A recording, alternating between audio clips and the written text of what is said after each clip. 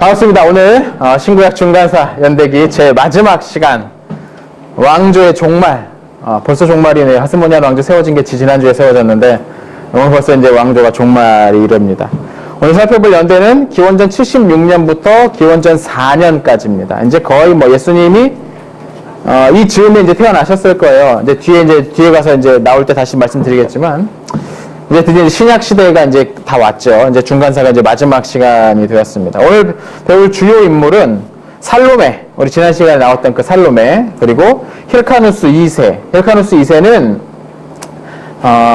지난 시간에 그 얀네우스가 죽은 다음에 왕이 된 그의 이제 아들에 해당되는, 후계자에 해당되는 인물입니다. 아리스토블루스 2세. 아리스토블루스랑 힐카누스 형제예요. 형제. 예습하시면서 좀 보셨겠지만, 이 막장 드라마가 여기서 마지막으로 펼쳐지고, 이 마지막 막장 드라마로 이 하스모니안 왕조가 결국에는 문을 닫게 되는, 그렇죠. 그러니까 애를 잘 키워야 됩니다. 참, 네. 자, 56페이지 보겠습니다. 자, 지난 시간에 우리 말씀드렸는데, 얀네우스가 마지막에 라가바라는 곳을 공략하려다가, 이제 시름시름 결국 이제 그 뭐, 병으로 죽어버리고, 그의 아내에게 마지막으로 유언을 하나 남겼다라고 했는데요. 그 유언의 내용이 뭐였습니까? 그렇죠. 바리새파 사람들하고 이제 좀 화해를 해야. 그렇죠. 예. 남편들이 꼭 그렇습니다. 이게 남편들이 자기는 못하면서 꼭 부인한테만 이렇게 하라고. 예. 상황이 너무 오랫동안 이제 적대 관계에 있었기 때문에 자기로서는 이제 그게 어렵다고 생각을 했던 것 같고, 이제 내가 죽으면 이걸 계기로 해서 어떻게 됐든 바리새파랑 다시 화해를 해야만 이 나라가 제대로 굴러갈 거다라는 생각을 했던 것 같아요. 그러니까 그렇게 생각하면 얀네우스도 마지막에까지 왕으로서, 통치자로서 고민을 했던 그런 인물이라고 볼 수가 있겠죠. 자, 그래서 이제 그의 아내였던 살로메가 전권을 쥐게 됩니다. 물론 이제 그의 아들이 있었어요. 힐카누스 2세. 그런데 이 살로메가 바로 이 힐카누스에게, 2세에게 왕위를 건네준 게 아니고, 힐카누스 2세에게는 대제사장의 자리만 건네주고 자기가 왕으로 다스리게 됩니다. 그래서 힐카누스 2세는 대제사장, 그리고 이 살로메는 왕으로서 통치를 하는 시기가 잠시 몇 년 동안 이루어지게 되는 것이죠. 그러니까 하스모니안 왕조의 최초이자 최후의 여왕에 해당됐던 인물이 바로 살로메입니다. 재밌지 않습니까? 이 시기에 남쪽에는 클레오파트라 3세, 그죠? 아주 뭐 정권을 쥐고서 프톨레마우스 9세, 10세 막 뒤흔들었던 그런 인물. 그리고 북쪽에는 클레오파트라 테아, 셀레우코스 5세랑 안티오코스 8세 두고서 막 전권을 휘둘렀던, 자기가 사실상 왕 노릇했던 그런 시대. 거의 그 즈음에 이 유대 지역 하스모니안 왕조에도 여왕이 한 명 등장을 하게 되었던 것이죠. 자, 그런데 이게 이제 힐카누스 2세가 이게 좀 불만이었을 수도 있잖아요. 사실 그랬잖아요. 이집트나 시리아 쪽에서는 클레오파트라, 두 명의 클레오파트라가 막 이렇게 앞에 나서가지고 주도권을 막 행사를 하니까 그 아들들이 이게 받아들이기 어려웠어요. 그렇잖아요. 프톨레마우스 9세는 어머니가 자꾸 자기가 뒤흔들고 하니까는 어머니한테 불쾌한 낯빛을 내고 좀 몰아내려고 하다가 결국 쫓겨나가지고 키프로스로 쫓겨가게 되기도 했고, 뭐 셀레우코스 왕조 같은 경우는 클레오파트라 테아한테 이 셀레우코스 5세 같은 인물이 반항을 하려다가 테아가 죽여버리기까지 하지 않습니까? 자기 아들을. 그러니까 그렇게 이제 뭐 어머니가 통치를 하더라도 아들 쪽에서 이걸 받아들이지 않았다면 좀 힘들었을 수도 있는데, 이 힐카누스라는 인물은 성격이 상당히 그런 것에 대해서 신경을 별로 안 쓰는, 정확히 얘기하면 그런 거 안 했으면 좋겠다, 아마 그런 인물이었던 것 같아요. 맏아들이긴 한데 정치 뭐 이런 거 별 관심 없는 사람 있잖아요. 예, 나는 엄마 아빠 뭐 맨날 가가지고 뭐 네가 서울대 가야 돼, 서울대 가야 돼, 난 그런 거 싫어, 난 대학 안 갈 거야, 뭐 이런 스타일 있지 않습니까? 이 첫째 아들 힐카누스가 바로 그런 스타일이었던 것 같아요. 그래서 오케이, 어머니 그럼 다스리세요. 뭐 제가 그렇게 좋아하는 것도 아닌데 그냥 어머니가 그럼 하시면 되죠. 그래서 이 살로메가 통치를 시작을 합니다. 이 살로메 통치의 그 키워드는 화합이었습니다. 화합. 특별히 이제 바리새파 사람들과 전격적으로 화해를 합니다. 어떤 식으로 화해를 하냐면 그 교재에 나온 것처럼 그 군중의 국정을 운영하는 그 정부 안에 요인들을, 기존에는 사두개파 중심으로 다 구성되어 있었어요. 이게 그 힐카누스 때부터. 힐카누스 때도 바리새파 사람들하고 막 충돌이 막 심하고 막 학대하고 막 그랬다고 했잖아요. 탄압하고. 그때 이후로 이 거의 뭐 바리새파 사람들은 국정에서 이제 배제되고 밖으로 뭐 추방되거나 막 그랬었는데, 이때가 되면 살로메가 전격적으로 그 바리새파 사람들을 그 국정에 이제 참여를 시킵니다. 관리들을 시키고 신하들로 이제 받아들이게 되는 것이죠. 그러면서 바리새파 사람들이 급고 막 그 조정 안으로 들어옵니다. 근데 여기서 이제 문제가 생긴 게, 그동안 바리새파 사람들이 오랫동안 억눌렸기 때문에 이 사람들의 마음속에 내가 힘만 생겨봐라 이런 어떤 복수심이 남아 있었던 거예요. 그래서 이 사람들이 권력을 이제 잡게 되는 그런 자리에 올라서게 되니까 이전에 자기들을 핍박하고 억압했던 사람들에게 이 보복을 시작을 해버리게 된 거죠. 여기 교재 나오죠? 네. 그래서 사두개파 사람들과 바리새파 사람들 사이에 치열한 그 정쟁인데 말로만 하는 정쟁이 아니라 칼과 창까지 동원되는 그런 식의 정쟁이 벌어지게 됩니다. 자기들의 정책 입장 때문에.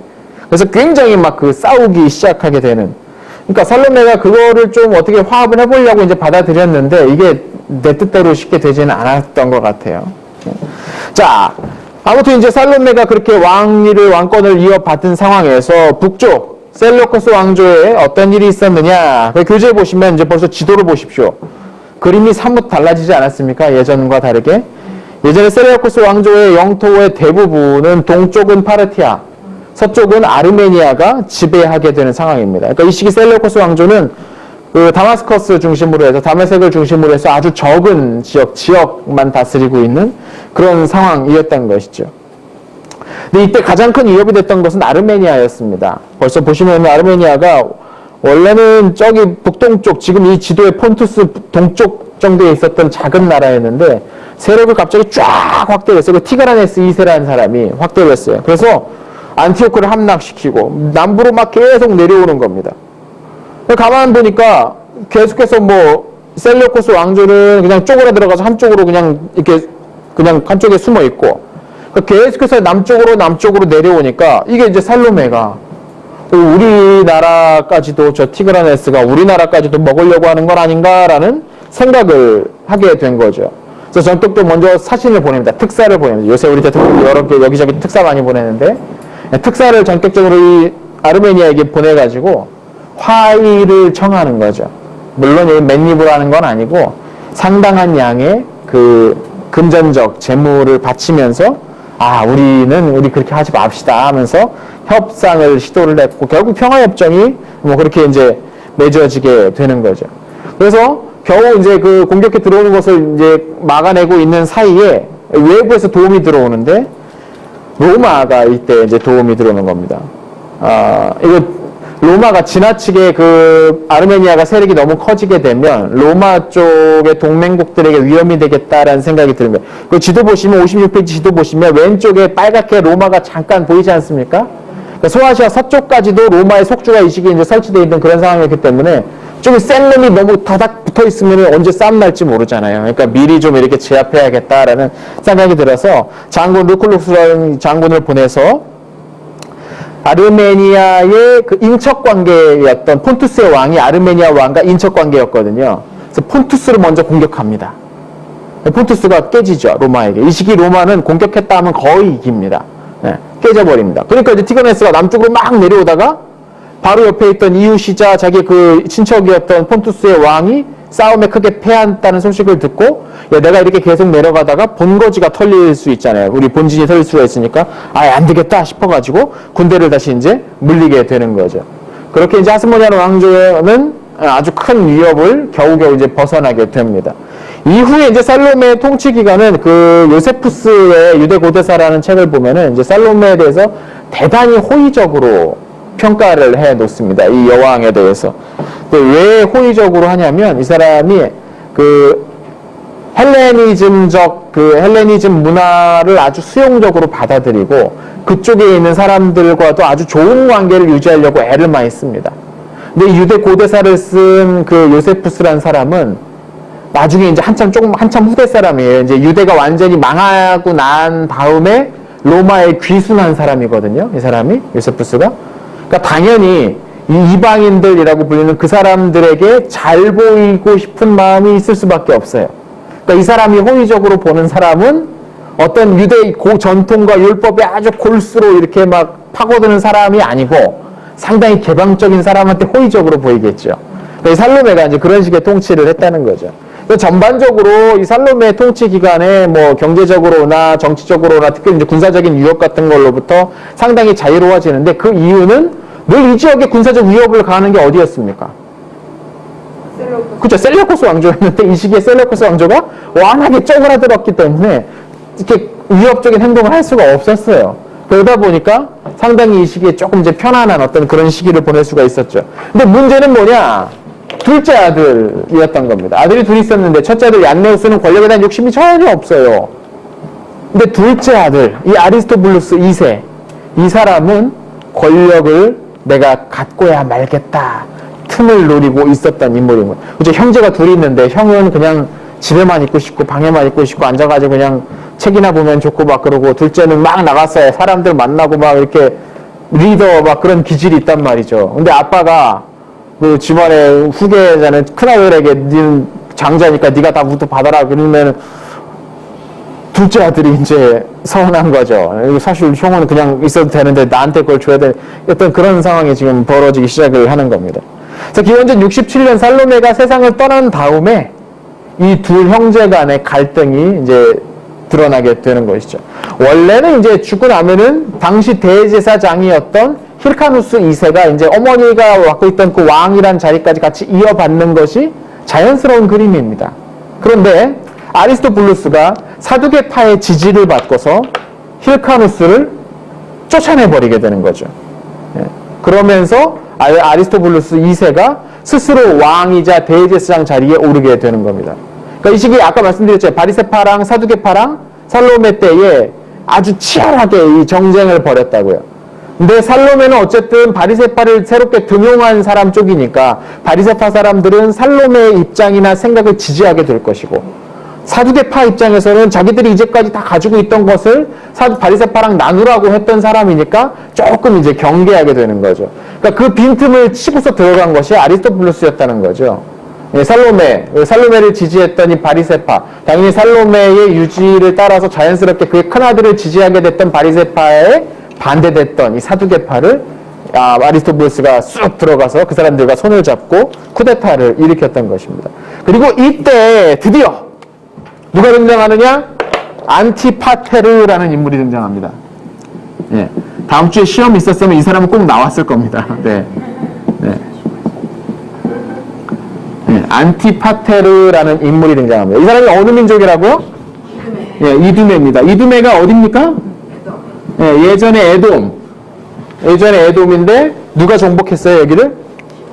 요한 힐카누스가 이 시기를 정복해버렸습니다. 힐카누스 하면 정복왕 떠올리셔야 돼요. 어지간한 데는 다 정복했으니까. 힐카누스가 이두메를 정복하면서 거기에 있는 강제로 할례를 행하게 하고 유대식 율법을 강요하면서 그 사람들이 뭐 어떻게 생각했다고 했습니까? 우리도 유대인이다. 이제 유대인이다. 우리도 됐다. 그렇게 생각했다고 했잖아요. 그러니까 이 시기 이제 이두메 출신이긴 한데 이 사람도 그냥 유대인인 것처럼 된 거예요. 그러니까 하스모니아 왕조 이제 백성이 된 거죠. 이게 이제 이 사람이 이제 아주 큰 일을 이루는데요. 원래 이 사람이 이거 교재 나온 것처럼 살로메 정권에서 군대 사령관이었습니다. 그러니까 총 사령관은 아니고 한 지역 정도 지역 단위의 그 부대 사령관이었던 것 같아요. 그래서 이제 당연히 그럼 누굴 지지하겠습니까? 네, 살로메가 죽은 다음에 힐카누스랑 뭐 아리스토블루스가 있으면 원래는 계보가 어떻게 하냐 이렇게 가야 되는 이게 맞는 거예요, 그렇죠? 네, 이렇게 내려가는 게 맞는 거잖아요. 근데 지금 치고 들어온 거 아닙니까? 그러니까 원래 안티파테르가 살로메 밑에서 컸던 사람이면 당연히 그 후계자 자연스러운 후계자였던 힐카누스에게 접근하게 되는 것이 심리적으로 가까워지는 것이 자연스러운 일이죠. 근데 사실 그것만 있는 건 아닌 것 같아요, 제가 보기엔. 이 안티파테르라는 인물이 진짜 아주 권력력이 강력했던 인물이거든요, 이 사람이. 이 안티파테르가 헤롯 대왕의 아버지입니다. 우리가 알고 있는 그 마태복음 1장 2장에 나오는 바로 그 헤롯 대왕의 아버지가 이 안티파테르입니다. 네. 그러니까 지금 왕위가 아리스토블루스에게 넘어가 있으니까 안티파테르는 어떻게든 성공을 하고 싶은데 이미 아리스토블루스 쪽에는 붙어있는 사람이 너무 많아. 예. 그렇죠. 한 방 큰 걸 노리려면 가진 거 없는 사람 붙들고서 이 사람을 해가지고 빡 성공시키면 이제 자기가 그 자리에 최고 공신에 오를 수가 있잖아요. 아마 제가 보기엔 이건 전략적 판단이었던 것 같아요. 내가 이쪽에 붙으면 충분히 이 상황을 뒤집을 수 있을 거다라는 생각을 했던 것 같아요. 그래서 힐카누스 편으로 안티파테르가 전격적으로 합류합니다. 그래서 이때부터 사실상 힐카누스, 제가 아까도 말씀드렸죠. 힐카누스는 정치욕 자체가 별로 없다고요. 쫓겨났을 때도 제가 생각하기에는 그냥 뭐 이렇게 살지 아마 그랬을 수 있어요. 예. 전에 했던 거, 어머니가 있었을 때 그 행적이나 말이나 그런 걸 보면은. 근데 옆에 붙어가지고, 안티파테르가 붙어가지고 계속 얘기하는 거. 당신이 이러면 이 부당한 현실을, 우리가 이걸 개선해야 되지 않냐. 이걸 우리가 고쳐내야 되지 않냐. 이 부당한 것은 악이다. 잘못됐다. 우리가 이거 어떻게든 쫓아내고 당신의 원래 자리에 돌아가야 된다. 막 옆에서 계속해서 속삭이고 부추기는 겁니다. 그러니까 힐카누스가 그럼 네가 한번 해보고 싶은 대로 해봐라. 그렇게 이제 얘기가 돼버린 거예요. 그럼 어떻게 하느냐? 나바테아의 하리타트 3세랑 비밀 조약을 맺습니다. 하리타트 3세 또 나왔네요. 네. 나바테아 왕국과 비밀 조약을 맺습니다. 이 시기에 이 동네에서 힘 꽤나 쓰는 나라가 이 나바테아잖아요. 그러니까 그렇잖아요. 가만 보면 이 사람이 이제 안티파테르가 자기한테 머리는 있어도 머리만 있으면 뭐합니까? 이게 주먹이 따라줘야 이걸 일을 하지 않습니까? 근데 힐카누스는 쫓겨난 상태니까 자체 여기를 갖고선 자체로 뭐가 나올 게 없으니까 외부에서 힘을 가져오는 거죠. 힐카누스에게는 그 어떤 정통성을 가져오고 하리타트에게서는 힘을 가져와서 그 두 개를 묶어내는 인물이 바로 안티파테르라는 인물이에요. 그러니까 이 사람은 진짜 머리 쓸 줄 아는 사람이 아무것도 없는 거잖아요. 진짜 아무것도 없는 백지 상태에서 이 일을 만들어낼 수 있는 그런 능력이 있는 사람인 거죠. 그래서 그렇게 정통성과 그 힘을 갖다가 조합해냈는데 성공합니다. 이때 이제 물론 조건을 드렸죠. 하리타트 3세에게 우리를 도와주면 예전에 싸웠을 때 뺏겼던 영토도 우리가 돌려주겠다. 뭐 이런 식의 이제 얘기가 된 겁니다. 그래서 이제 싸움을 시작을 합니다. 힐카누스랑 아리스토블루스 사이에 2차전이 시작된 거예요. 1차전은 쉽게 끝났어요. 그냥 전격적으로 막 기습해가지고 끝장내 쫓아내버렸으니까. 2차전은 싸움이 이제 조금 길게 이제 이어지게 됩니다. 그런데 이때에 중요한 변수가 있었으니 바로 아까 말씀드렸던 로마였습니다. 로마가 이 시기에 동쪽으로 왔다고 했잖아요. 아까 아르메니아랑 싸우러 왔다고 했잖아요. 아르메니아랑 싸우러 왔는데 아르메니아 폰투스를 격파해버리고 아르메니아도 위협하니까 돌아가버리고 여기 왔으면 뭔가 좀 더 할 수 있을 것 같은데라는 생각이 들었나 봐요. 로마가. 여기까지 이미 군대를 몰고 여기까지 왔는데 좀 더 할 수 있을 것 같은데 생각보다 일이 쉬운데? 그래서 거기 딱 보이는 게 뭐냐면 셀레우코스 왕조였어요. 이 셀레우코스 왕조가 예전에는 로마의 제1주적이라고 할 정도로 아주 강력한 나라인데 지금 이렇게 됐네. 가만 보니까 물론 이거는 이제 단순히 로마의 결정만은 아니고 셀레우코스 왕조 내부의 요청도 있었대요. 그러게 따르면 계속 지금 우리가 지난 시간에 살펴봤지만 내부 분열이 굉장히 심했잖아요. 자기들끼리 막 왕이 막 동시에 막 4명, 5명 막 세워지고 막 되게 복잡했잖아요. 그러다 보니까 일부 셀레우코스 그 사람들이 차라리 우리가 로마 산하에 들어가는 게 낫겠다 싶어가지고 로마에게 차라리 와서 그냥 우리를 속주를 삼아달라고 뭐 그렇게 요청을 했대요. 물론 이게 로마 쪽 기록이니까 얼마나 맞는지는 모르겠는데 아무튼 그렇게 되니까 그런 상황도 있고 와 보니까 셀레우코스 이쪽이 불안해지는 건 제국의 동쪽, 우리나라의 동쪽에 이런 불안해들이 계속 있는 건 장기적으로 우리한테도 그렇게 유리하지 않을 것 같다는 생각이 들었던 거죠. 그래서 온 김에 로마가 전격적으로 당시 셀레우코스 왕조의 마지막 왕이었던 필리포스 2세를 폐위시키고 그 자리에다가 시리아 속주를 설치하게 됩니다. 그러니까 이제 셀레우코스 왕조가 드디어 망하게 되어버린 거죠. 이 일을 했던 인물이 누구냐면 폼페이우스라는 인물입니다. 아주 유명한 장군입니다. 폼페이우스. 율리우스 카이사르와 함께 삼두 정치를 형성했던 아주 이 당시 이 폼페이우스가 지중해 동부의 제왕이라고 불릴 정도였어요. 이 폼페이우스가 뭘로 유명해졌냐면 그 지중해 동부 쪽에 특히 이제 그리스 쪽에 그 해안이 아주 복잡하게 얽혀져 있어요. 거기에 해적들이 엄청났대요. 그래서 지나가는 뭐 상선 같은 것들을 이렇게 막 습격해가지고 재물 뺏고 사람 뺏어가지고 그 포로로 만들어가지고 몸값 받고 팔고 막 이게 아주 굉장히 심했어요. 근데 이런 게 이렇게 해적들이 지중해 동부에 이렇게 막 설치고 다니면 당연히 교역도 제대로 안 되고 물자도 제대로 안 되고 사람도 오고 가기 힘들지 않겠습니까? 그래서 로마가 작정하고서 작정하고서 폼페이우스에게 몇 개년 계획을 세워가지고 대군을 빌려주고서 이거 좀 싹쓸이 해라 라고서 보냈는데 이걸 1년 만인가 2년 만에 끝내버립니다. 한참 기한이 남았는데도. 그러니까 그냥 그렇게 굉장히 아주 큰 영웅으로 알려졌던 인물이 폼페이우스죠. 이 사람이 이제 여기 나와가지고 셀레우코스 왕조를 어떻게 처리할 것인가를 고민하고 있었어요. 아직 이제 망하게 이제 곧 되고 이제 그 직전 상황이에요. 그러고 있을 동안에 아리스토블루스랑 힐카누스가 폼페이우스한테 와가지고 지금 우리가 상황이 이렇게 지금 싸우고 있는데 장군이 좀 이거 결판 좀 내달라라고서 양쪽 다 요청을 했다라는 거죠. 폼페이우스가 뜬금없이 갑자기 여기 와 있던 이유가 바로 그런 이유 때문입니다. 지도 보십시오. 지금 57페이지 지도 보시면 이 시기 사실상 그 지중해를 둘러싼 모든 영역이 다 로마 영토가 돼버린 겁니다. 마우리타니아는 옛날부터 그 동맹국, 로마의 동맹국이었고, 이집트도 마찬가지죠. 로마의 아주 오래된 동맹국이죠. 유대 정도 남아있었고, 유대 역시 로마에 잘 보이기 위해서 예전에 그 투쟁할 때도 그랬잖아요. 해안지방 공략하고 나면서 로마랑 우호관계를 맺으려고 했었다라고 했었잖아요. 그러니까 이 시기가 되면 정말 아주 그냥 로마판인 거죠. 지중해 전체가. 그러다 보니까 유대 사람들, 이 하스모니안 왕조도 로마에게 이걸 심판을 해달라. 그러니까 사실상 경찰 국가, 재판 국가는 법관이 되는 그런 상황이었습니다. 자, 이 폼페이우스가 가만히 보니까 누구를 그러면 왕으로 세워야 될까를 가만히 생각을 해봤는데요. 아리스토블루스는 야심이 많고, 힐카누스는 별로 그런 욕심이 없어요. 가만 보니까 누구를 왕으로 세우는 게 로마 쪽에 유리할까를 생각해 보니까 힐카누스를 세우는 게 100번 낫는 것 같아요.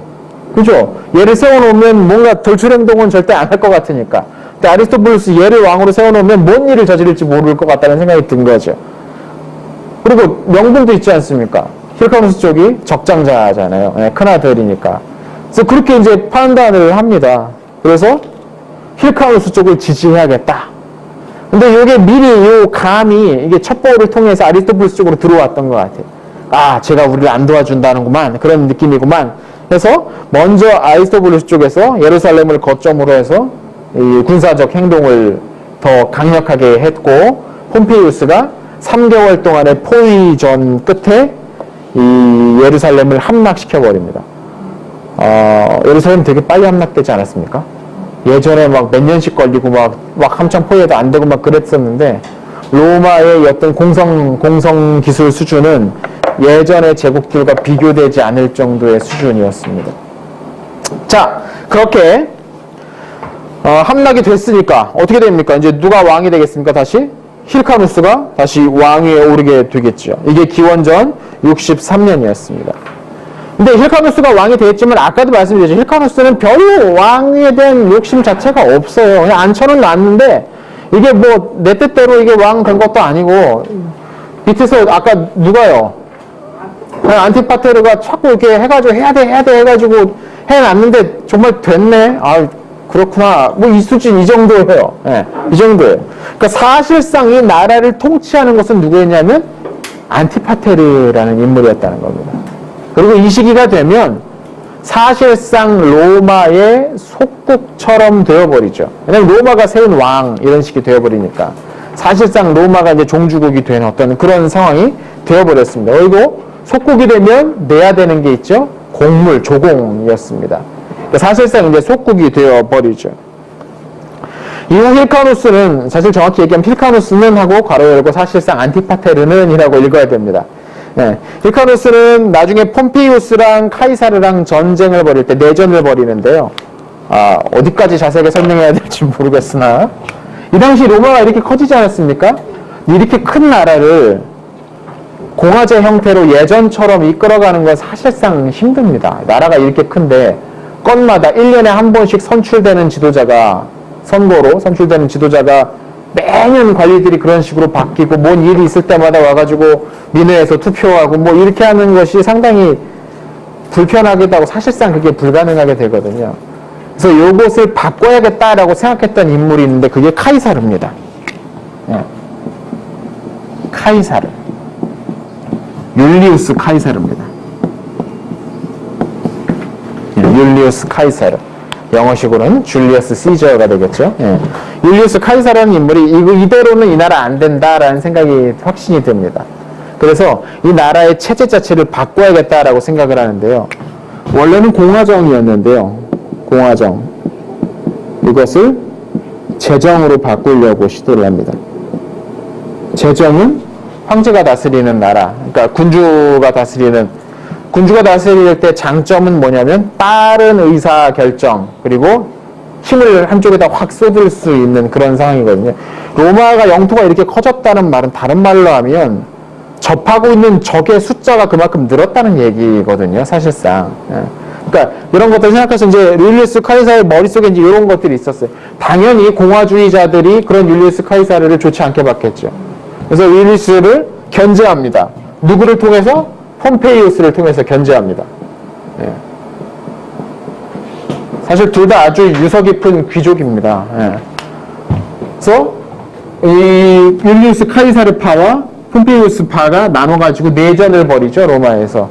이 내전을 벌일 때 이 힐카누스는 누구 줄을 타느냐? 자기를 왕으로 임명해 주는데 힘써줬던 폼페이우스 쪽에 설 것 같았는데 그렇지 않고 카이사르 쪽에 섭니다. 이건 정말 탁월한 선택이었습니다. 왜냐하면 결국 카이사르가 이기거든요. 예, 카이사르가 이기. 이 카이사르가 신약성경에 가이사의 것은 가이사에게 그 가이사입니다. 저 카이사르가. 예. 예. 그렇게 되면서 카이사르가 내전에서 승리를 한 후에 자기를 지지해 주었던 이 유대 지방에게 좋잖아요. 나를 지지해주고. 사실 이쪽엔 나는 연고도 전혀 없었는데 카이사르의 연고는 지중해 서쪽 그리고 북쪽 쪽입니다. 지도 쪽에 보시면 예, 서쪽 북쪽입니다. 근데 지중해 이 시기에 이거 유럽 중부 유럽 이 시기 중부 유럽은 야만인들 사는 그런 동네, 갈리아라고 불리던 야만인들 살던 동네예요.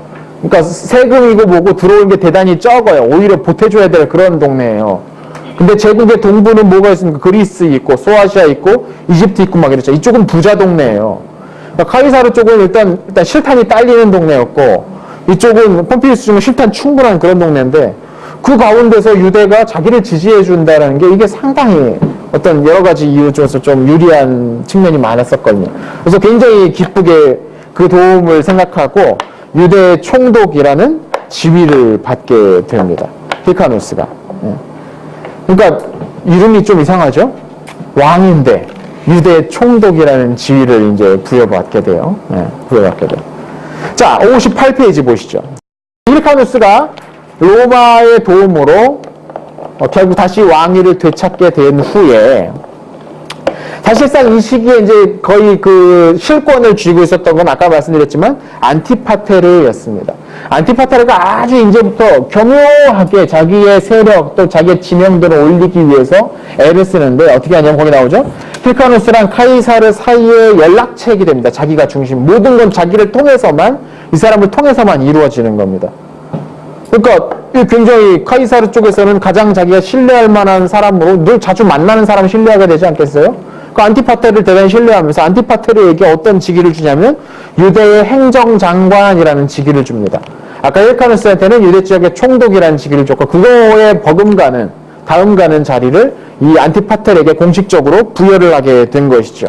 그렇게 되니까 사실상 이제 뭐 로마로부터 공적인 지위까지 받게 되었다.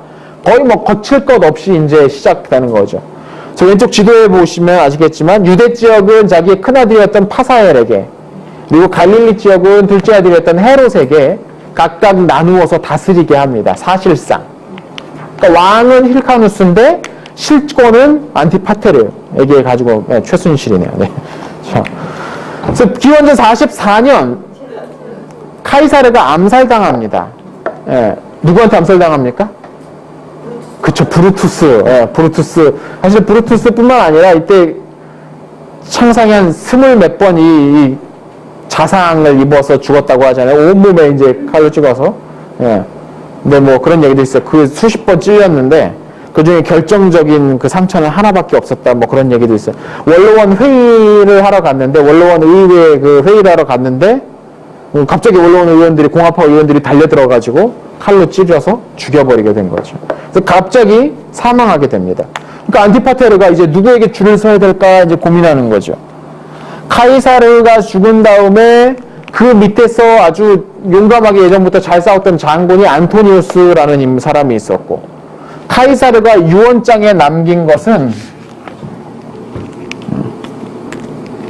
유언장에 남긴 후계자는 누구냐면 옥타비아누스입니다. 네. 옥타비아누스라는 인물입니다. 원래 카이사르가 유언장에 남긴 10대였어요. 10대. 아주 어리죠. 그러니까 자기가 죽을 줄 몰랐던 거죠. 죽을 줄 알고서 10대한테 후계자 자리를 맡기진 않았겠죠. 네. 암살당했으니까. 그런데 카이사르 밑에서 아주 용감하게 세웠던 안토니우스라는 인물이 있습니다. 그래서 사실상 안토니우스는 나이도 있고 이미 한 40대가 그러니까 원숙한 나이에 올랐고 실적도 갖추고 있고 군대까지 있어요. 그러니까 저쪽이 훨씬 더 유리해 보이잖아요. 그래서 안티파테르가 안토니우스 쪽에 줄을 서게 됩니다. 처음에는 안토니우스가 거의 그 카이사르의 후계자가 되는 듯 했어요. 그런데 사실 나중엔 누가 후계자가 되냐면 둘이 내전을 또 벌입니다. 이 둘이 싸우는데 옥타비아누스가 승리해서 이 사람이 초대 황제가 되는 거죠. 아우구스투스라고 불리는 존엄한 자라는 뜻인데요. 라틴어로 아우구스투스가 불립니다. 이게 성경에 나온 아구스도가 천하의 영을 내려 그 인구조사를 명령했던 그 사람이 바로 이 사람입니다. 초대 황제였던. 자, 안티파테르는 이제 안토니우스 쪽에 줄을 섭니다. 그런데 바로 이듬해에 안티파테르가 암살당합니다. 암살을 당하죠. 그러자 헤롯이 군대를 몰고 와가지고 아버지의 암살자들에게 복수를 하는데 아버지 암살자들만 콕 집어 복수를 한 게 아니고 그와 관련된 사람, 그와 친했던 사람, 그의 옆집 살았던 사람 뭐 가리지 않고 다 잡아다가 다 죽여버립니다. 이걸로 이 헤롯이라는 인물이 아주 그 사람들로 하여금 무서움을 불러일으키게 되는 그런 계기가 이제 되게 되는 거죠. 그리고 이 헤롯이 힐카누스 2세의 손녀였던 미리암을 아내로 맞습니다. 정확히 말하면 외손녀입니다. 힐카누스 2세의 딸의 딸이니까 외손녀죠. 이거가 이게 도대체 누군지를 이거를 제가 파악하려고 책을 몇 권을 뒤져서 겨우 알아냈습니다. 손녀라고만 나오는데 이게 누구의 이게 계보가 어떻게 돼야 되는지 저는 고민했었는데 알아냈습니다. 외손녀였습니다. 외손녀였습니다.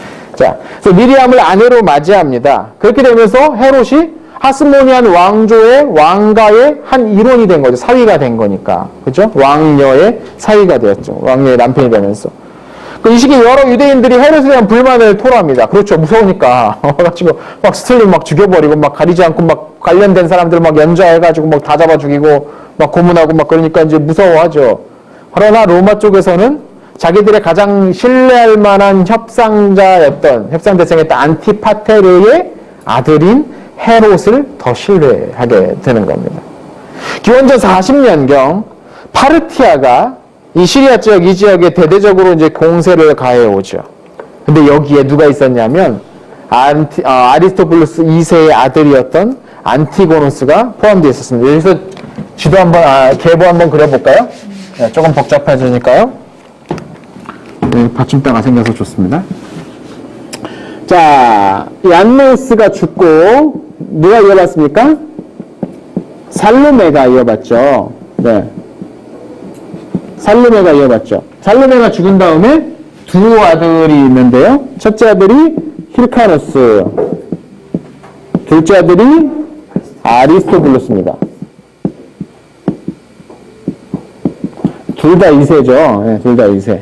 살로메가 이렇게 됐습니다. 힐카노스가 원래는 이제 이어받아야 되는데 아리스토블루스가 형을 쫓아내버리고 이 자리를 차지해버립니다. 그러자 힐카누스가 정확히 얘기하면 힐카누스를 옹립한 안티파테르가 로마의 힘을 빌려와서 아리스토블루스를 쫓아내버리고 새롭게 왕위에 오릅니다. 그 아리스토블루스는 횡 당한 거죠.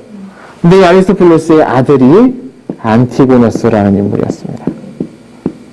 안티고노스가 어디로 가느냐? 동쪽으로 갑니다. 동쪽. 이 시기 동쪽이면 뭐가 있습니까? 네. 그쵸. 파르티아가 있는 거죠. 여기 이제 티그리스강, 유프라테스강. 티그리스강, 유프라테스강. 동쪽으로 도망간 거예요. 동쪽으로 도망간 거예요. 그래서 파르티아에게 잘 보였나 봅니다. 파르티아 왕이 두 가지 아마 생각이 있었겠죠. 뭐 안티고노스가 뭐 이렇게 마음에 드니까 안티고노스의 말을 들어준 것도 있겠지만 안티고노스를 앞세워서 이 지역에 우리의 세력을 조금 더 넓혀봐야겠다라는 생각을 가지고서 그래 내가 너한테 군대를 빌려줄 테니까 가서 네 아버지가 억울하게 뺏긴 왕위를 되찾아라 하고서 군대를 빌려줍니다. 그래서 이 안티고노스가 파르티아의 군대를 끌고서 하스모니안 왕조를 공격해 오기 시작을 한 것이죠. 자, 그래서 결국에는 어떻게 되느냐? 파사엘과 힐카누스 2세를 사로잡는 데 성공합니다. 이 말은 무슨 말이면 어디를 공격했다는 얘기했어요? 남부 쪽, 그쵸. 남부 쪽, 유대 지역, 그쵸. 그 지역을 공격한 거죠. 왜냐면 그 지역을 다스리고 있던 장관이 파사엘이고, 예루살렘, 수도였던 예루살렘에 있었던 인물이 이제 힐카누스 2세 당시 왕이었으니까. 그러니까 남쪽을 공격을 한 거예요. 공격을 따고서. 예. 이 남쪽 지역을 공격을 해서 왕이었던 힐카누스 2세를 잡고 파사엘을 죽이죠. 이때 헤롯도 왔다가 역시 사로잡히는데요. 간신히 탈출에 성공합니다. 그래서 헤롯이 지도 오른쪽에 보십시오. 59페이지 오른쪽 지도 보시면요. 헤롯의 도망자, 헤롯의 도주로가 나오죠. 예루살렘에서 펠루시움, 이집트의 관문 펠루시움으로 도망갔다가 알렉산드리아로 갔다가 로도스 섬으로 배 타고 올라가서 거기서 저 브룬디시움이라고 그 이탈리아 그 장화 뒤축에 해당되는 거기 있는 그리스식 도시인데요. 거기로 갔다가 육로로 로마까지 도망갑니다. 왜 로마로 도망갔을까요?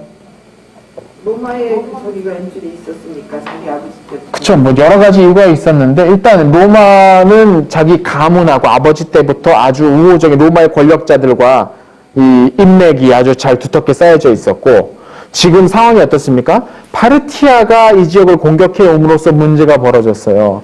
그럼 이 파르티아가 공격해 오는 것을 가장 위기로 느끼고 있을 세력이 어딜까? 당연히 로마인 거죠. 헤롯도 아버지를 닮아서 머리가 잘 돌아가는 인물입니다. 이 사람도. 계산을 다 끝낸 거죠. 네. 계산, 아무리 친분이 있다고 해서 군대를 쉽게 빌려주진 않거든요. 네. 근데 파르티아 세력이 이렇게 커져버리게 되면 로마로서는 이게 좀 위험스러운 느낌이 생기는 것이 자연스러운 당연한 그 수순 계산을 끝내놓은 겁니다. 그래서 견주 로마까지 도망을 가는 거죠. 자, 그렇게 예루살렘을 점령한 탈환한 안티고노스는 힐카누스 2세의 귀를 잘라버립니다. 뭔 이건 뭐 임진왜란 때 일본 외병들도 아니고 귀를 잘라버립니다. 그 이유가 무엇이냐? 거기 위에 율법 때문이었죠. 레위기 21장 17절인데 한번 읽어주시죠. 아론에게 말하여 이르라. 누구든지 나의 자손 중 대대로 육체에 흠이 없는 자는 그 하나님의 음식을 드리려고 가까이 오지 못할 것이다. 흠이 있는 자는, 흠이 있는 자는, 그러니까 대제사장은 흠이 있는 사람은 몸에 이제 신체 일부의 결손이나 뭔가 있는 사람은 대제사장 역할을 감당하지 못하게 된다라는 얘기죠. 그러니까 힐카누스 2세의 귀를 잘라버렸다는 것은 나중에라도 힐카누스 2세가 다시 대제사장 자리에 오르지 못하도록 만들어 버리려는 겁니다. 야, 이렇게 되면 힐카누스 2세의 이 캐릭터는 참 불쌍하게 됩니다. 처음부터 자기가 뭐 왕 되겠다고 막 고집 부린 것도 아니고 막 적극적으로 뭐 한 것도 아닌데 여차저차 해가지고 왕이 됐더니 이렇게 돼버렸습니다. 이게 참 캐릭터가 참 슬픈 캐릭터죠. 자, 그리고 파르티아의 왕이었던 오로데스 2세라는 인물이 안티고노스를 새로운 유대인의 대제사장이자 왕으로 임명하게 됩니다. 그러니까 이 시기 안티고노스는 파르티아가 임명한 왕. 자, 정말 오늘은 퀴즈 낼 게 참 많은데요, 그죠? 다음 주 로마가 임명한 왕은 아닌 것은, 그래서 뭐 이런 거지, 보면 이제 참, 네. 그렇지 않습니다. 네, 참 낼 게 많다, 뭐 그런 얘기가, 네. 아닙니다. 다음 주에 시험 없습니다. 오늘 마지막에서. 자, 이렇게 이제 힐카누스 2세, 귀가 잘린 힐카누스 2세는 어떻게 되느냐? 파르티아로 끌려가게 되고, 파사엘은 자살합니다. 사로잡힌 새서. 아까도 말씀드렸지만 헤롯은 간신히 이제 탈출에 성공을 했고 아까 말씀드린 그 여정을 따라서 로마로 탈출합니다. 이때 당시 로마의 실권자가 아까 말씀드린 안토니우스. 안토니우스 쪽에 아까 누가 줄을 섰다고요? 헤롯의 아버지 안티파테르. 당연히 안토니우스는 이 헤롯에 대해서 우호적인 감각을 갖고 있겠죠. 왜? 자기가 지금 옥타비아누스랑 싸워야 되는 어떤 그런 점점점 라이벌 구도로 몰고 가는 이 상황에서 좀 벌써 먼저 나 지지해 주는 쪽 아닙니까? 그 아들이니까. 당연히 이제 그쪽에 후호적인 생각을 하게 되는 거죠. 그리고 이 안토니우스의 주도로 원로원에서 결의가 내려집니다. 예. 이 헤롯을 유대의 왕으로 임명한다라고 결의가 내려진 것. 그러면 여러분 왕으로 임명하면 그냥 너 이제 왕이다 뭐 이러면 끝입니까? 아니죠. 왕으로 임명됐으면 이제 왕으로 만들어 줘야 되는 거 아닙니까? 이제 그 이듬해에 실제적으로 그 일이 시작되는 거죠. 로마의 군대를 빌려서 헤롯이 다시 자기의 나라로 돌아옵니다. 교재에서 59페이지 두 번째 문단 보시면요. 기원전 39년 요빠 해안도시입니다. 요빠와 마사다 요새. 마사다 요새는 유대 남부 지역에 있는 요새입니다. 마사다 요새를 탈환하는 데 성공합니다. 그리고 이듬해 로마도 본격적으로 공격을 해서 파르티아군을 이 지역에서 쫓아내버리게 되죠. 그러고 보니까 이제 상황은 완전히 바뀌어버렸어요. 안티고노스는 완전 낙동강 오리알 돼버린 거고, 파르티아 군대로 겨우 와서 여기 있는 건데, 파르티아 군대가 돌아가 버렸으니까, 완전히 낙동강 오리알 돼버리고, 지켜줄 사람도 없고, 그렇잖아요? 이방인의 힘을 끌고 와가지고, 여기를 공격했어요. 그러면 이렇게 되면 상당히 민심이 좋을 리가 없죠, 당연히. 외국 군대 데려다가 자기 동족 죽였다, 뭐 이런 얘기가 나올 테니까요. 완전히 고립돼 버렸고 결국 헤롯이 끌고 온 군대에 의해서 사로잡혀서 처형됩니다. 그리고 헤롯이 이 지역의 왕위에 오르게 되죠. 이게 기원전 39년입니다. 기원전 167년에 마타디아스가 투쟁을 시작했고 기원전 39년에 아무튼 안티고노스도 어쨌든 하스모니안 왕조의 왕족이었으니까요. 예. 하스모니안 왕조의 마지막 왕이었던 안티고노스가 죽음으로써 이 왕조가 문을 닫게 되는 거죠. 130년 가까이 되는 이 투쟁이 이렇게 끝나고 말게 됩니다.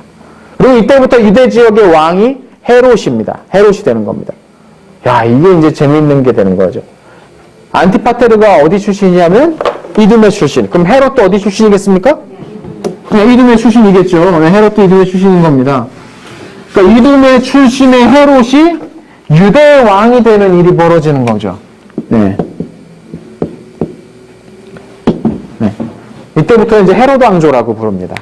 네. 왕조가 이제 완전히 바뀌었고, 왕조의 그 구성원 자체가 완전히 이제 바뀌어버리더래. 더 이상 하스모니안 왕조나 마카비 왕조라고 불리지 않게 되는 거예요. 그러니까 이거를 유대 토착 왕조라고 불러야 되느냐, 유대 왕조라고 불러야 되느냐, 아니면 이방 왕조라고 불러야 되느냐, 요게 여러분 어떻게 생각하십니까? 여러분 고민되지 않으십니까? 이때도 고민됐습니다. 이때 사람들도 이걸 갖고 고민했던 것 같아요. 저 헤롯을 유대인으로 봐야 될 것인가 아니면 이방인으로 봐야 될 것인가. 요걸 두고서 그때 사람들도 의견이 아주 분분했던 것 같아요. 그러니까 헤롯 입장에서는 어떻게든 좀 왕의 통치를 좀 안정적으로 끌고 가기 위해서는 이런 나에 대한 어떤 적대적인 어떤 부정적인 뉴스들을 좀 가라앉혀야 되지 않겠습니까? 그래서 유대인들을 위해서 이런저런 조치들을 취합니다. 459페이지. 혹시 여기서 질문 있으십니까? 여기까지? 끝나고 질문 네. 그 헤롯 왕후라는 그 명칭은 네. 그때 당시에 특별히 붙여준 건가요? 아니면 후대에 붙여준 건가요? 후대에 붙이는 겁니다. 네, 후대에 붙이는 겁니다. 그냥 이때는 그냥 네, 왕국이었습니다. 유대 왕국이었습니다. 네. 공식적인 국명이 있고 그러지는 않았던 것 같아요. 근데 그냥 일반적으로 외국에서 불리기를 유대라고 불리긴 했습니다. 이 지역이. 그러니까 유대 왕국이라고 불렸어요. 하스모니안 왕조고 뭐고 이것도 다 후대 역사가들이 붙이는 거지. 그냥 유대 왕국의 왕. 그러니까 이 시기에 그냥 겉으로 보면 로마 입장에서 보면 그냥 왕이 한 명 바뀐 것 뿐이에요. 그냥 나라는 그냥 그대로 있고. 근데 유대인들 입장에서 혈통 같은 걸 대단히 중요시하는 오늘 아침 말씀 중에도 이방인들 개로 여겼다는 유대인들. 그래서 그게 왜 그렇게 나왔겠습니까? 지금 우리가 이걸 배우면은 이 수백 년 역사 동안 이방인들에게 지독하게 고생했던 사람들이 유대인이에요. 이 교재에서 우리가 배웠지만. 그러니까 유대인들에 대해서 굉장히 그 강력한 반발과 악감정 그런 것들을 할 수밖에 없었던 이유가 여기서 나온 거죠. 자, 그래서 이제 헤롯이 유화적인 정책을 펴니다. 어떻게 하면 첫 번째, 대제사장. 기존의 하스모니안 왕조에서는 왕이 곧 대제사장을 겸했습니다. 그런데 헤롯은 자기가 대제사장까지 겸하려고 시도하지도 않았습니다. 왜냐하면 그렇게 되면 진짜 반발이 대대적으로 내전까지 벌였던 사람들이에요. 이 사람들은. 하스모니안 왕조한테도 니네가 율법 안 지킨다고 대제사장이면서 막 그래갖고 내전까지 벌였던 사람들이에요. 그러니까 눈치를 본 거죠. 그래서 그건 안 되겠다 싶어가지고 아나넬이라는 인물을 새롭게 대제사장으로 임명합니다. 이 사람은 바벨론에서 온 사람이었어요. 바벨론에 있었던 유대인의 후손들, 거기 살고 있던 유대인 후손들. 그 제사장들도 그때 많이 끌려갔었잖아요. 그 바벨론 쪽으로. 예, 그 후손이었던 것 같아요. 그래서 아나넬을 새로운 대제사장으로 임명을 했습니다. 그리고 자기에게 우호적인 것을 하기 위해서 아까 그 미리암, 일찌감치 미리암을 아내로 삼았잖아요. 그쵸? 그리고, 여기, 이거 오타입니다. 복권 바꿔주셔야 됩니다. 오타입니다. 살로메가 아니라 미리암. 예. 그래서 이 둘 사이에 태어난 아들에게 알렉산드로스와 아리스토블루스라는 아들을 얻기까지 합니다. 근데 얼마 후에 장모인 알렉산드라라는 이름의 장모가 힐카누스 2세의 딸이에요. 장모가 자기 아들이었던, 그러니까 처남이죠. 처남인 아리스토블루스를, 동명이인입니다. 헷갈리시면 안 됩니다. 이 시기에 이제 똑같은 일이 많이 나와서 헷갈리실 수 있는데, 왕이 아니라서 메세를 붙이질 않아요. 왕이 못됐기 때문에 이 사람들은. 그냥 이름으로 붙이는데, 이 아리스토블루스를 대제사장에 임명하려고 애를 쓰게 됩니다. 뭐냐면 이제 이렇게 되는 거죠. 이게 지도. 다시 한번 가계도를 한번 보죠. 어떻게 보면 헤롯은 힐카누스 2세의 후계자로서 보이기도 해요. 그쵸? 네. 그쵸? 안티고노스를 다 쫓아내고 헤롯 이쪽을 지지하는 가문들 후손으로 이제 이어진 거니까 후계자처럼 보이기도 해요. 그리고 헤롯의 부인이 또 힐카누스 2세의 손녀였잖아요. 그러니까 이쪽 가문인 것처럼 보여요. 네? 힐카누스 2세에게 아까 말씀드렸지만 딸이 있었는데 그 딸의 이름이 누구냐면 알렉산드라입니다. 네. 얘에게 아들도 있고 딸도 있는데 딸은 누구랑 결혼하냐면 헤롯과 결혼한 거죠. 좀 다시 그려보겠습니다. 아들은 아리스토블루스, 딸은 미리암. 네. 59페이지 4헤롯 대왕의 통치 그 첫 번째 문단 밑에서 세 번째 줄 헤스모니안 왕조의 살로메가 아니라 미리암입니다. 오타입니다. 오타고 바꿔주세요. 네, 이렇게 나온 거죠. 이 미리암과 결혼했던 인물이 네, 헤롯이니까요. 네, 헤롯이니까. 그래서 원래는 이제 아나넬이 대제사장이었는데 알렉산드라가 아리스토블루스가 대제사장 되는 게 좋지 않을까라고 넌지시 비춥니다. 주책이에요. 네. 조용히 했어야 오래 가는데 괜히 얘기해가지고. 그러니까 헤로드로서도 이거를 딱히 명분이 좋잖아요, 지금. 네. 근데 여기 지금 네. 미리암하고 헤롯하고 결혼해서 둘 사이에 아들이 있는 거 아니에요? 동명이인입니다. 동명이인입니다. 네, 동명이인입니다. 네. 이 사이에는 이 사이에도 아리스토블루스 태어나고, 다 태어났습니다. 동명이인. 그러니까 이름이 이 시기에 되게 많아서요. 이 시기에 그래서 뭐 어떻게 구분하냐면, 누구의 아들 아리스토블루스 이런 식으로 구분합니다. 이름이 되게 성이 없으니까요. 이 동네는 성이 없으니까. 그래서 아리스토블루스, 뭐 알렉산드로스, 뭐 다 이쪽에도 있습니다. 그러니까 사실 뭐 중요한 건 아닌데, 그래도, 그러니까 이 아리스토블루스가 그렇게 얘기하니까 사실 명분이 있잖아요. 원래 힐카누스가 대제사장이었고, 쭉 이어져 내려오니까 아리스토블루스 이거 사람들도 또 지지도 하고 뭐 이게 좋고 하니까는 헤롯이 처음에 그러면 그렇게 하죠. 장모의 말을 들어줍니다. 장모가 주책이야. 안 돼. 이러면 안 되는데. 진짜 안 되는데. 그래서 임명을 해버려요. 그럼 대제사장이 됩니다. 아리스토블루스가. 그런데 사람들이 아리스토블루스를 중심으로 모이기 시작해. 그러니까 헤롯이 이걸 가만두고 볼 사람이 아닌 거죠. 나 이외에 다른 사람을 중심으로 뭔가가 일이 벌어지는 것을 용납할 수가 없게 되는 거죠.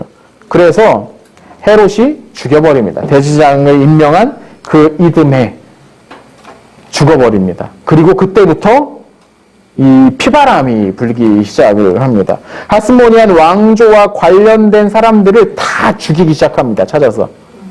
그리고 교재 나오죠. BC 29년에는 아내였던 미리암마저 죽여버립니다. 자기 부인까지도. 왜요?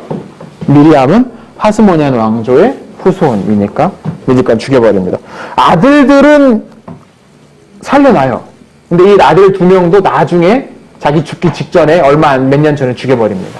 결국 이 아들들까지 다 죽여버려요. 왜요? 이 아들들도 지금 하스모니안 왕조의 피를 이어받았기 때문에 가만둘 수 없겠다라고 생각해버린 것. 모든 것은 장모의 주책 때문에 시작이 된 겁니다. 네. 그렇게 얘기를 하시면 안 됐어요. 자, 마지막 60페이지 보시죠. 60, 네? 예, 그렇습니다. 나중에 이제 경진이 자매 또 누구야 이름도 갑자기 안 떠온다. 잘하셔야 됩니다. 네.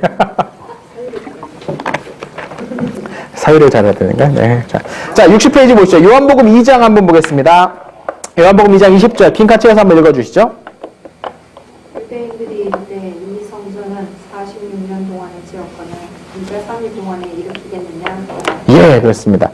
여기서 우리가 예수님의 나이를 추정할 수 있는 아주 중요한 단서 포인트를 얻게 되는데, 이게 이제 예수님 당시에 사람들하고 했던 얘기 중에 나왔어요. 그때 그 사람들이 뭐라고 했냐면 이 성전이 지금 46년째 짓고 있다라고 얘기하고 있거든요. 이 성전을 누가 짓기 시작했냐면 바로 이 헤롯이 짓기 시작한 겁니다. 왜 이런 걸 짓기 시작했을까요? 역시 유대인들에게 호의를 얻기 위해서였던 거죠. 그래서 이게 기원전 20년경 건축이 시작이 됐대요. 그러면 46년째 지었다면 이 얘기가 몇 년도에 일어난 겁니까? AD 26년대에 일어난 거겠죠. AD 26년에 예수님께서 사람들과 이 대화를 했다는 거예요. 예수님은 언제 태어나셨느냐? 헤롯 왕이 살아있을 때 태어났잖아요. 헤롯 왕이 죽은 게 기원전 4년입니다. 예. BC 4년에 죽습니다. 이게 헤롯이 죽습니다. 네. 그리고 AD 26년에 사역 중이셨어요. 예수님 사역 중이셨어요. 그럼 예수님 나이가 몇 살이나 됐을까? 4년 또는 기원전 5년, 최대 6년까지 보는 사람이 있어요. 네. 4년, 5년, 6년쯤 태어나셔가지고 26년에 이야기하고 있으니까 예수님 나이가 몇 살이시겠습니까? 이때 대화하실 때? 32 또는 33. 그쵸? 누가복음에 보면 예수님이 사역 시작하셨을 때 이렇게 되어 있습니다. 그때가 30살쯤 되었더라. 그래서 30살쯤, 30세쯤 되었더라라고 되어 있어요. 딱 맞는 얘기인 거죠, 이게. 자, 계속 지어집니다. 그래서 언제 완성되냐면 이 성전이 AD 64년에 완성됩니다. AD 64년에 완성됩니다. 그리고 얼마 후에 다시 무너지죠. 네, 금방 무너지죠. 그럼 얼마나 지은 겁니까? 이게 84년 동안 성전 지은 겁니다. 네, 성전 짓는데 84년 걸린 겁니다. 엄청나게 오래 지었죠. 그리고 여러 가지 도시들을 건축을 합니다. 거기 교재에 나오는데요. 그 그림 보시면 세바스테, 여기가 예전에 사마리아였습니다. 이때는 이제 세바스테라고 불리게 되는데요. 여기에 요새를 건축하고, 예루살렘에 성전 건축하고, 바로 인근에 요새도 아주 크게 건축합니다. 뿐만 아니라 저기 해안 쪽에 신도시 하나 건축하는데 거기가 카이사레아입니다. 여기가 성경에 나오는 가이사랴. 여기가 가이사랴입니다. 가이사랴 하면 카이사레아 폴리스인데요. 카이사를 위해, 카이사에게 바쳐진 폴리스 뭐 이런 뜻이에요. 이거 좀 구분을 좀 해야 되는데, 아까 로마의 정체를 바꾸려고 했던 사람 이름이 있었죠. 누굽니까 그 사람이? 율리우스 카이사르. 라틴어식 발음입니다. 영어식은 시저라고 이거 있습니다. 이거를 라틴어로 이렇게 쓰거든요. 이렇게 쓰거든요. 네. 이거를 영어식으로 읽으면 시저로 이제 이렇게 져요. 네. 이 카이사르입니다. 그리고 그의 후계자가 결국 누가 된다고 했습니까, 아까? 옥타비아누스가 되고, 이 사람이 나중에 이제 사실상 황제가 되면서 존칭을 받는데 그게 뭐냐면 아우구스투스라는 존칭입니다. 이건 무슨 뜻이냐면 라틴어로 존엄한 자라는 뜻입니다. 존엄한 자, 존엄한 사람, 영광을 다 가지고 있는 사람, 뭐 그런 뜻입니다. 여기서 이제 우리가 아는 로마의 황제를 가리키는 명칭들이 나오는데요. 아우구스투스인데 이게 사실 이제 원래 이름은 옥타비아누스잖아요. 이제 이쯤 되면은 여기다가 이름에다가 옥타비아누스 앞에다가 율리우스라는 가문명을 붙고 원래 양자가 돼서 뭔 친척 조카뻘 뭐 몇촌 한 5촌 6촌 뻘 이 조카 그런 뻘이었는데 이제 양자로 입양을 하고 후계자 유언장에다 있고 이상해요 되게. 예. 로마에 살던 애도 아니고 저 지방 소도시에서 태어난 16살인가 17살짜리 애인데 얘한테 내 모든 걸 물려주겠다 뭐 이렇게 써놨어. 아무튼 여튼 그래서 율리우스라는 가문명을 이어받고 카이사르라는 이 이름 자체가 하나의 존칭이 돼버려서 이 이름도 이어받고 율리우스 카이사르 옥타비아누스 아우구스투스가 되는 거예요. 네, 이름이 이제 굉장히 길어집니다. 이거 조금 막 길어집니다. 보통 이때 당시 귀족들은 이름을 3개 갖고 있어요. 시종명, 가문명, 그리고 자기 개인 이름 3개를 갖고 있어요. 네. 원래 율리우스, 가이우스, 율리우스, 카이사르 사람들. 네, 아무튼 그런데 그렇게 되면서 후대로 가면서 점점점 그냥 카이사르라는 이름으로 황제를 가리키는 이름이 돼버린 거예요. 원래 이름이었어요. 이게 사람 이름이었는데 이게 고유명사가, 그러니까 일반 명사가 돼버린 거예요. 그래서 그냥 카이사르 하면 황제 뭐 그런 쪽으로 받아들이게 됩니다. 이게 이제 가이사, 성경에 나오는 가이사의 것은 가이사에게, 예, 하나님의 것은 하나님에게. 아우구스투스도 나중에는 황제를 부르는 이름처럼 돼버려요. 왜냐면 이제 왕이 되면 다 존귀한 자라 부르는, 원래는 이거 한 사람에게 붙여진 존칭어였는데 이제 그냥 다 퍼져버린 겁니다. 이게 이제 아구스도 성경에는, 예, 음차를 그렇게 놨죠. 예, 아구스도. 카이사르랑 아우구스투스가, 예, 되어버립니다. 나중에 로마 역사 공부하시다 보면 한참 후대 가면 로마가 황제가 막 2명 있고 동시에 4명 있고 막 그런 시대가 이제 됩니다. 로마가 이제 나중에 힘이 좀 이제 흔들리게 되면. 그때는 재밌어지는데, 카이사르랑 아우구스투스가 그때는 이름 이제 개념이 좀 바뀌어요. 정제, 부제 그렇게 바뀌어요. 얘는, 예, 정식왕, 얘는 부왕, 뭐 그런 식으로 이제 개념이 바뀌는데 이 시대는 아무튼 이게 다 황제를 부르는 이름이 돼버립니다. 여기 나왔기 때문에 말씀드려요. 아까 그리고 이 카이사르랑 연문을 뿌렸던 클레오파트라. 그 클레오파트라가 클레오파트라 7세입니다. 클레오파트라 7세고 프톨레마이오스 12세의 자매입니다. 프톨레마이오스 11세의 딸이죠. 그러니까 바로 다음 나오는 거예요. 우리가 프톨레마이오스 10세까지 배웠잖아요. 예. 프톨레마이오스 10세의 그 아들이었던 11세의 딸이 우리가 아는 그 클레오파트라, 가장 유명한 클레오파트라, 코가 뭐 1cm만 높았어도 역사가 한번 바뀌었을 거라는 바로 그 클레오파트라 7세가 바로 그 여자였습니다. 자, 아무튼 이제 이렇게 여러 가지 이제 도시를 세우고 이 카이사레아라는 도시는 이 가이사에게 바쳐진 도시란 얘기예요. 그러니까 다른 말로 하면 로마 황제에게 바친 도시, 그런 도시가 돼버린 거죠. 거기에는 아우구스투스를 신으로 모시는 신전까지도 세울 정도였다고 합니다. 근데 이거를 수도인 예루살렘에 세웠으면 반발이 아주 심했겠죠. 그래서 저기 멀리 해안지방, 그리스 사람들 많은 사는 그 동네에다가 이거 세웁니다. 자, 이렇게 사방에 건축을 엄청나게 해서 이 사람을 헤롯 대왕이라고 부릅니다. 이 사람의 그 대왕이라는 건 보통 그 전에 우리가 이제 대왕으로 불렸던 사람이 2명 있었는데요. 알렉산드로스랑 네?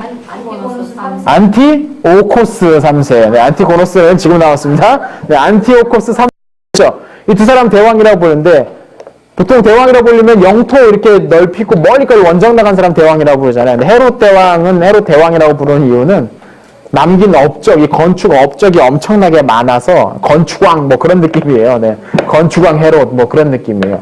사방에 이 건축을 해서 대왕이라고 이제 흔히 붙이게 됩니다. 헤롯의 통치 말기는 아주 의심으로 물들어 있었습니다. 수도 없이 사람을 죽입니다. 기원전 7년에 미리암에게서 나온 이 두 아들 알렉산드로스, 아리스토블루스를 죽여버립니다. 기원전 4년에 이제 이해 죽는데요. 첫 번째 아내였던 도리스에게서 낳은 안티파테르라는 아들도 죽입니다. 아들도 죽이고 부인도 2명이나 죽이고 아들은 수도 없이 죽였던 인물. 왜냐하면 걔네들이 내 왕위를 뺏으려고 한다라는 의심병 때문이었어요. 그래서 그러니까 예수님 죽이려고 예, 그렇죠. 예. 베들레헴의 유아 사례가 사실 역사 기록엔 전혀 없어요. 이 얘기는 성경에만 나오는 얘기인데요. 생각해보면 베들레헴에 사는 2살 이하의 유아는 몇십 명 단위였을 겁니다. 그죠? 이게 유대 전역에 이 2세 이하를 다 죽이라고 명령을 내린 게 아니었고 베들레헴에 살고 있는 2세 이하의 유아들을 죽이라는 명령이기 때문에 그거는 사실 수십 명 안팎의 베들레헴 자체가 조그만한 동네였고, 예, 많아야 뭐 100수십 명 아마 그 정도 됐을까? 아마 그러니까 충분히 그런 명령을 내릴만 했던 그런 인물이죠. 자기 아들도 죽이는데요. 뭐 자기 아들 죽이고 자기 부인들도 죽이고.